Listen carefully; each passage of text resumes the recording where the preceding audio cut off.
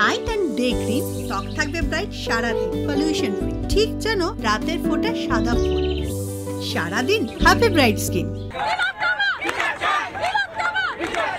এই মুহূর্তে দাঁড়িয়ে আমরা রয়েছি নিউ টাউনে, একদম বিশ্ব বাংলা গেটের তলায়, এবং এই মুহূর্তে প্রদীপ জ্বালিয়ে আজকের রাত্রিবেলা শুধুমাত্র অভয়ার বিচারের দাবিতে গোটা নিউ টাউন ভেঙে পড়েছে। আরো মোমবাতি আসছে, আরো বড় মোমবাতি আসছে। আমি জানি না যে এই রাতের কলকাতা ঠিক কবে মানুষ দেখতে পেয়েছে। এই রাতের কলকাতা, এরকম প্রতিবাদের কলকাতা শেষ কবে আমরা দেখেছি? যে কলকাতা বিন্দু মাত্র টায়ার্ড নয়, যে কলকাতার বিন্দু মাত্র কোনো ধৈর্যচ্যুতি নেই, এবং শুধুমাত্র কলকাতা নয়, আমি বলছি সারা জেলা, জেলা সদর, সব জায়গা থেকে একই স্বর, এক স্বর, জাস্টিস ফর আরজি কর। এবং এই জাস্টিস ফর আরজি কর যে জায়গায় দাঁড়িয়ে আছি আমরা, টানা এখানে শুধুমাত্র আরজি করের দাবিতে এত মানুষ এখানে দেখাতে বলবো, এত মানুষ তারা একজোট হয়েছে।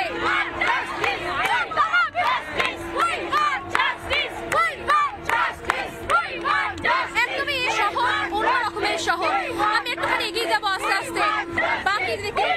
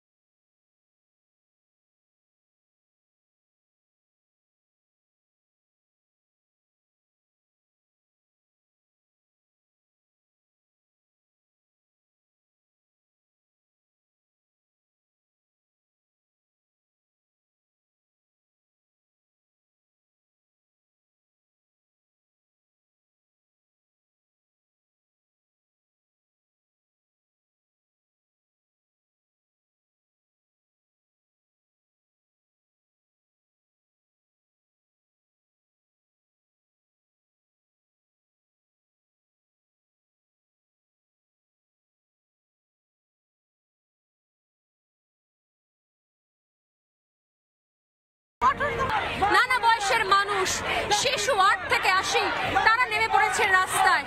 এই মুহূর্তে নিউ টাউন একদম আমি দেখাতে বলবো, নিউ টাউনের জায়গায় জায়গায় মানুষজন কোথাও পোস্টার, ব্যানার, প্ল্যাকার্ড নিয়ে রয়েছে।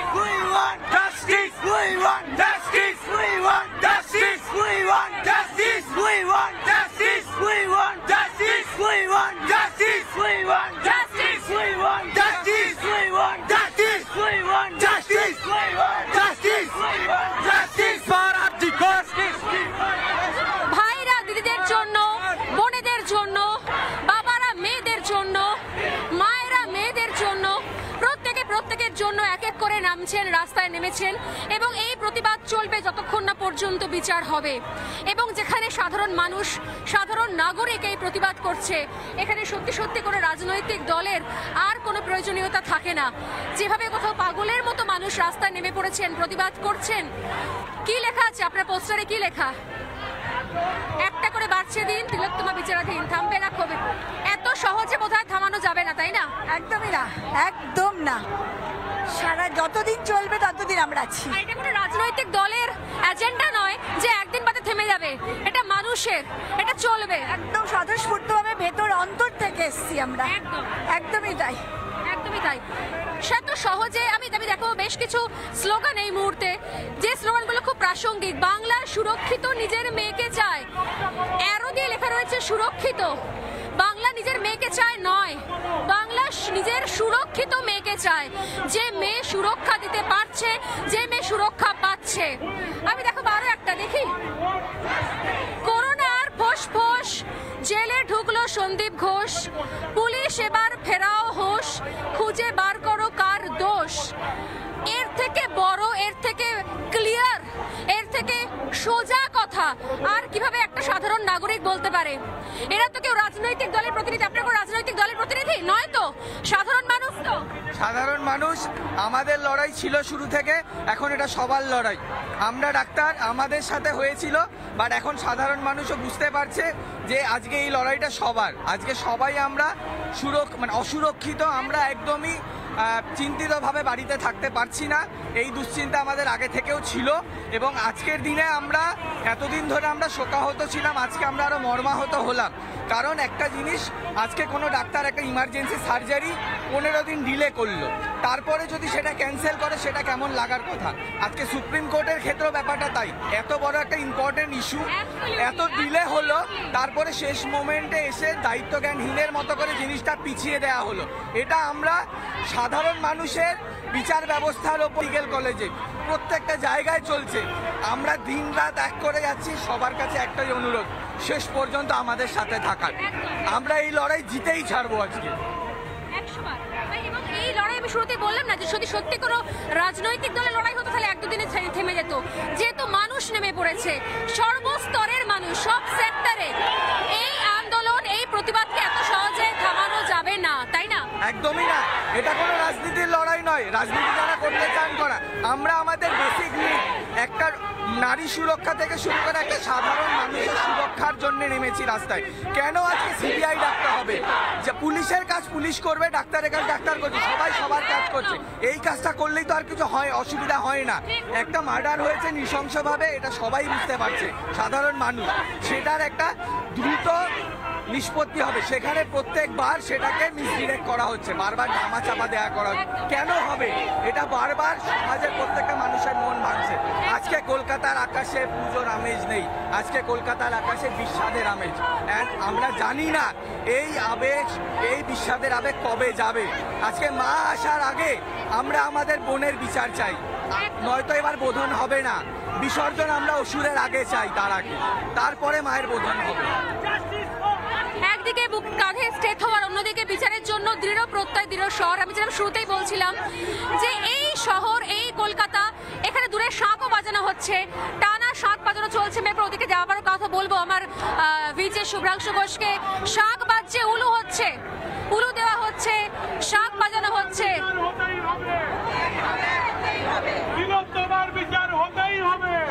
ক্লান্তিহীন ভাবে চলছে এই আন্দোলন।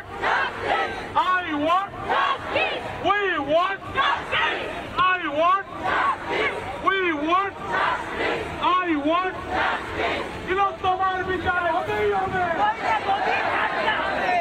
বিচার হতেই হবে, সঠিক বিচার হতেই হবে, তোমার বিচার হতেই হবে। We want justice. We want justice. I want justice. You want justice. I want justice. You want justice. তোমার বিচার হতেই হবে, তোমার বিচার হতেই হবে।